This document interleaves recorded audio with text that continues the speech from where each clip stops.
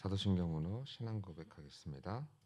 전능하사 천지를 만드신 하나님 아버지를 내가 믿사오며 그 외아들 우리 주 예수 그리스도를 믿사오니 이는 성령으로 잉태하사 동정녀 마리아에게 나시고 본디오 빌라도에게 고난을 받으사 십자가에 못 박혀 죽으시고 장사한 지 사흘 만에 죽은 자 가운데서 다시 살아나시며 하늘에 오르사 전능하신 하나님 우편에 앉아 계시다가 저리로서 산자와 죽은 자를 심판하러 오시리라.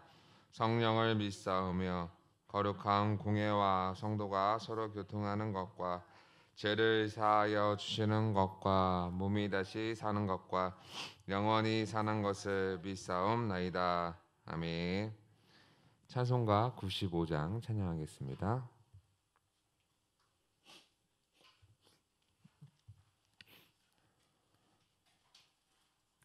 찬송가 95장입니다.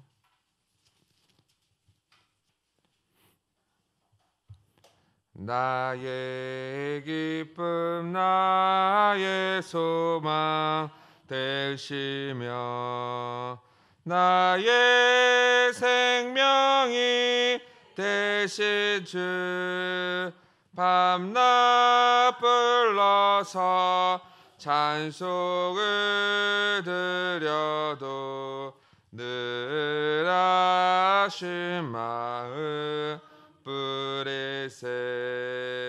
나의 사무 하늘 선한 목자를 어렵고 더운 동산에 양의 무리와 늘 함께 가셔서 기쁨을 함께 하실까.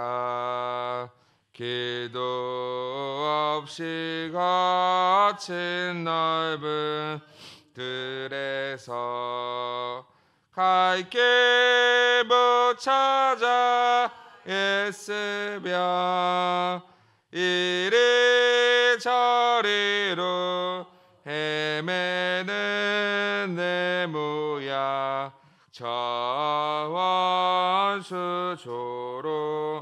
하도다. 주의 자비롭고 화평한 얼굴 모든 천사도 반기며 주의 놀라운 진리의 말씀에 천지가 화답하도다. 나의 진정 사모하는 예수님 음성조차도 반갑고 나의 생명과 나의 참 소망은 오직 주 예수 뿐일세. 아멘. 같이 하나님 말씀 보겠습니다. 신약성경 마가복음 6장 30절에서 34절 말씀입니다. 신약성경 63페이지 마가복음 6장 30절에서 34절 말씀입니다. 제가 앉아 여러분이 앉아 교독하겠습니다. 사도들이 예수께 모여 자기들이 행한 것과 가르친 것을 낱낱이 고하니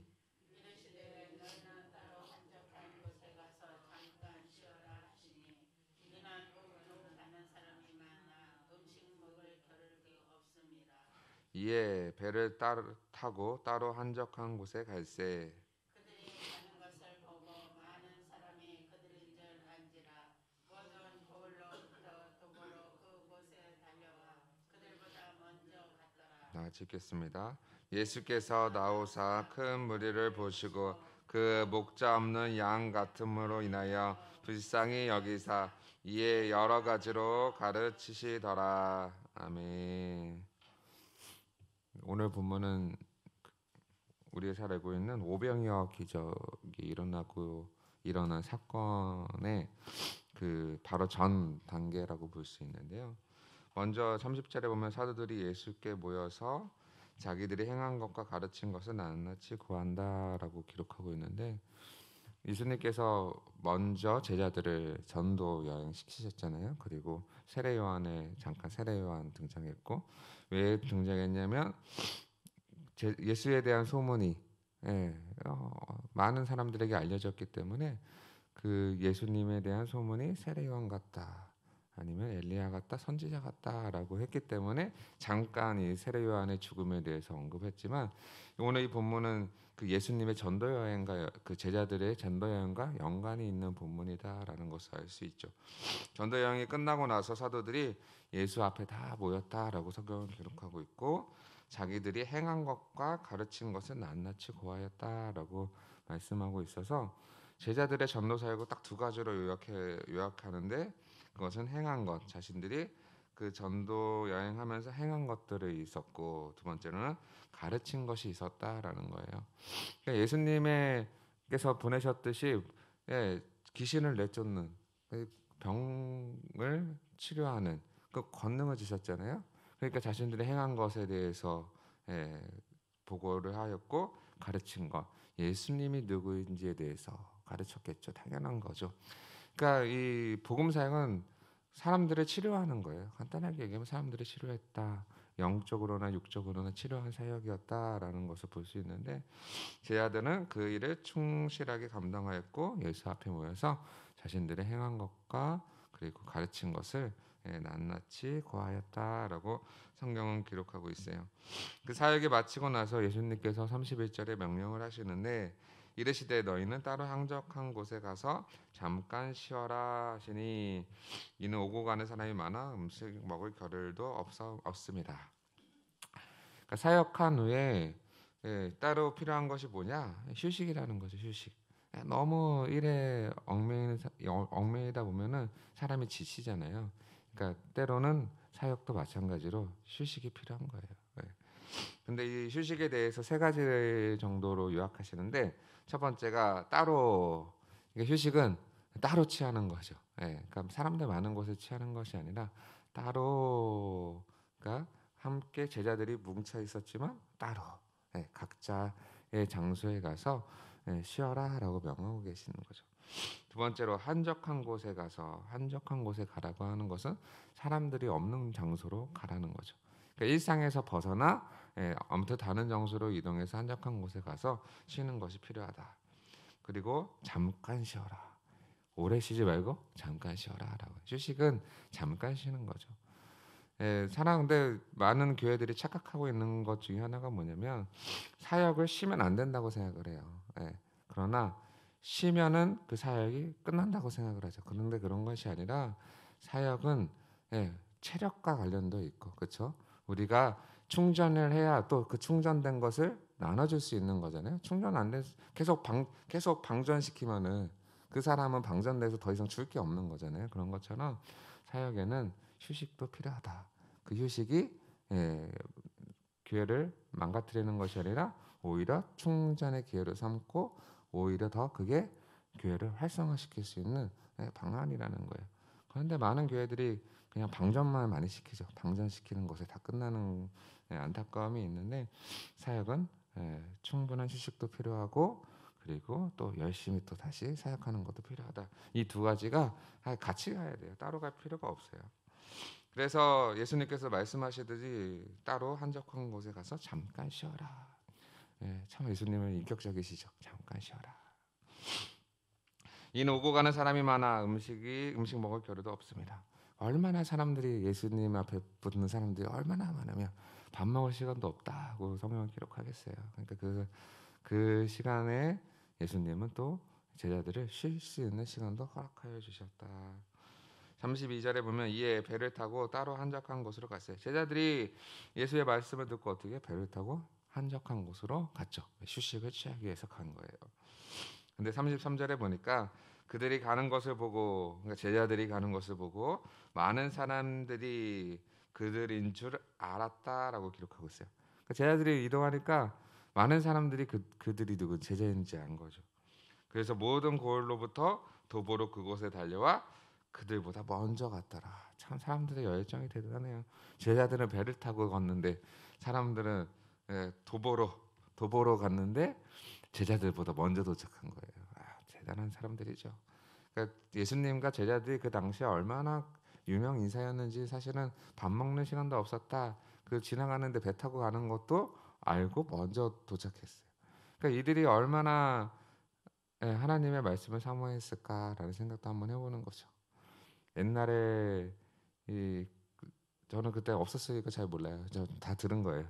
옛날에 그 예배당에 설교 한번 듣기 위해서, 그렇죠? 예, 그때는 차도 없었고, 그 동네에 예배 그 사경회 한다, 뭐 집회한다 그러면 부흥회 한다 그러면 그 동네에 잔치였잖아요. 많은 사람들이 가서 말씀을 사모하고 듣기를 소망하고, 예, 그랬던 모습들을 기억해 보면, 오늘날에 우리는 정말 말씀을 사모하는 그러한 마음들이 많이 식었구나라는 생각들을 많이 하죠. 오늘 이 본문을 보면서 그 도보로 그곳에 달려와 그들보다 먼저 도착하였다. 얼마나 예수님과 제자들의 말씀을 듣고 싶었을까라는 생각을 해보는 거죠. 34절에 보면 예수께서 나오사 큰 무리를 보시고, 그들이 먼저 왔으니까요. 큰 무리를 보시고 그 목자 없는 양 같음으로 인하여 불쌍히 여기사. 그러니까 얼마나 불쌍하게 여겼겠어요. 사모하는 마음은 있지만 목자 없는 양 같다. 오늘날로 이야기하면 말씀을 듣고 싶은데 말씀을 전해줄 사람이 없는 거예요. 안타깝죠, 안타깝죠. 그래서 그들을 불쌍히 여기사 이에 여러 가지로 가르치시니, 예수님은 그들을 불쌍히 여기셔서 많은 것들을 가르쳐 주셨다. 그러니까 목자 없는 양은 참 불쌍한 영혼이고, 말씀을 사모하는 영혼은 참 예수님의 그 사랑을 받는 영혼이죠. 그러니까 우리는 오늘 이 본문에서, 이 간단한 본문이지만 오병이어가 비록 시작되기 전에 우리는 오병이어에 집중해서 이 기적에 집중을 많이 하잖아요. 그런데 이 오병이어가 시작되기 전부터 이미 사람들은 뭘 갈망하고 있었어요? 예수님에 대한 가르침에 대한 갈망이 있었다는 거죠. 그래서 오늘 이 말씀을 통해서 우리가 이 한 가지 깨달아야 되는 건 뭐냐면, 우리도 다시 이러한 열정들, 하나님의 말씀을 사모함들, 그 뜨거운 것들이 다시 불타올라야 한다는 거예요. 목자 없는 양처럼 다니는 것이 아니라 정말로 우리는 목자가 있잖아요. 목자가 있어요. 예수님이라는 위대한 목자가 있어요. 이미 성경 말씀이 우리한테 주어졌잖아요. 당시에는 성경 말씀도 없었고요.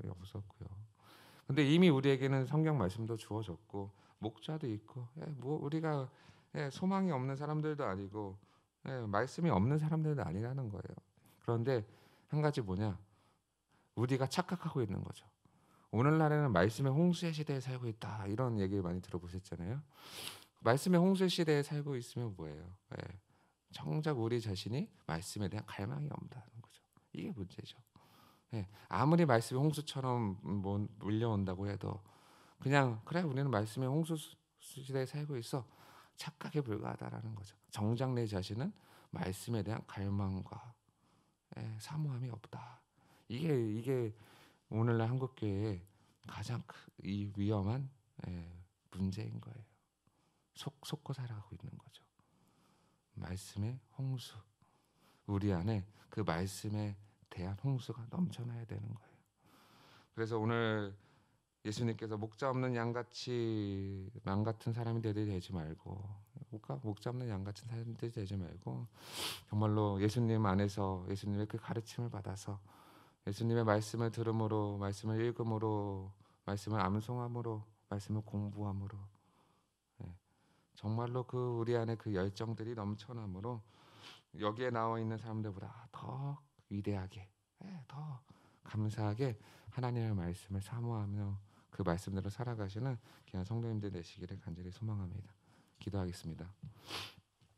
제가 다 같이 기도할 때 정말로 우리에게 말씀을 주셨는데 하나님께서 우리에게 말씀을 주셨는데 우리가 말씀의 홍수의 시대에 살고 있다라는 착각에 빠져서 때로는 말씀도 보지 아니하고 또 때로는 기도도 하지 아니하고 때로는 예배도 드리지 아니하고 우리가 정말 여러 가지 문화 속에서 속아 넘어가고 있는 이러한 상황 속에서 하나님 정말로 우리에게 다시 한번 큰 무리들이 예수님의 말씀을 듣고 싶어 먼저 도보로 달려갔던 모습을 보면서 하나님 우리가 하나님의 말씀이 있는 곳이라면 어디든지 달려가 하나님의 말씀 듣기를 사모하며 읽고 듣고 쓰고 암송하고 배우는 그러한 신앙들을 함으로 인하여서 온전히 우리의 믿음이 더욱더 자라갈 수 있도록 인도해달라고 기도해 주시고 또 성전 건축과 코로나19의 백신 개발과 또 2020 운동이 정말로 함으로 인하여서 우리의 신앙이 더욱더 하나님 앞에서 기쁨과 감사한 가운데 자라갈 수 있도록 기도해 주시고 또 교회를 위해서 기도하시다가 자유롭게 돌아가도록 하겠습니다. 기도하겠습니다.